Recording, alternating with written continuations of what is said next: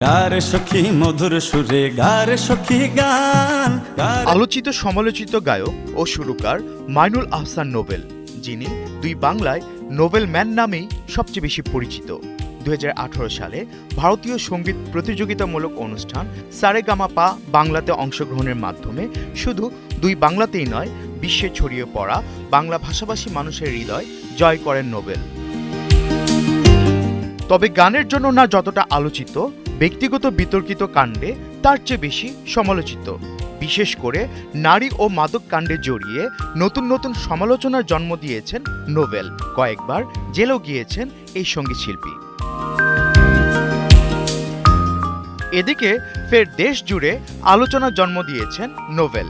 23 ফেব্রুয়ারি নারায়ণগঞ্জের সিদ্ধিরগঞ্জ এলাকা থেকে নোবেলকে গ্রেফতার করে পুলিশ। বিয়ের প্রলোভন দেখিয়ে এক তরুণীকে আটকে রেখে হেনস্থা ও আপত্তিকর ছবি তৈরির চেষ্টা এবং 13 লাখ টাকা আত্মসাতের মামলায় গ্রেফতার হন তিনি। যদিও পরের দিন আদালত তার জামিন মঞ্জুর করে।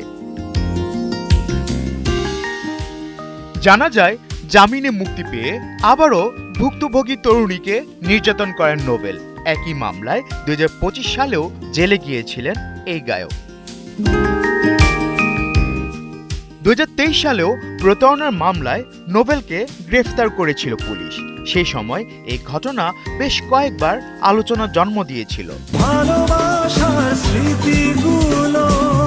একাধিক বিয়ে করেও আলোচনায় এসেছেন এই গায়ক, কিন্তু কোনো সংসারই স্থায়ী হয়নি। 2019 সালে সালসাবিল মাহমুদকে বিয়ে করেন নোবেল। অতিরিক্ত মাদক গ্রহণ ও মানসিক নির্যাতনের অভিযোগ এনে 2023 সালে নোবেলকে ডিভোর্স দেন সালসাবিল। পরবর্তীতে 2025 সালে ইসরাত জাহান প্রিয়াকে বিয়ে করে ফের আলোচনার জন্ম দেন গায়ক নোবেল। তুমি স্বপ্নচারিণী হয়ে খবর। তবে ব্যক্তি জীবনের সব সমালোচনাকে ছাপিয়ে সঙ্গীত জগতে অনবদ্য নাম গায়ক নোবেল। তার কণ্ঠ আর সুরের জাদুতে এখনো বুঁদ হয়ে আছে লাখো কোটি ভক্ত। আফফান মিতুল, 71।